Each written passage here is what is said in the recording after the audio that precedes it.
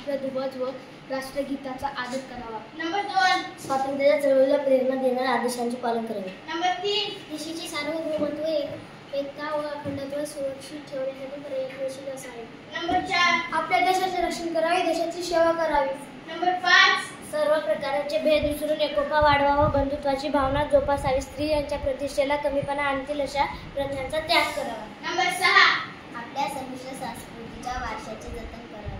Number 7, नैसर्गिक पर्यावरणाचे जतन करावे व सजीवांमध्ये व प्राण्यामध्ये दयाबुद्धी बाळगावी। नंबर 8, वैज्ञानिक दृष्टी, मानवतावाद आणि जिज्ञासुवृत्ती अग्नी बाळगावी। नंबर 9, सार्वजनिक मालमत्तेचा जतन करावे, हिंसेचा त्याग करावा।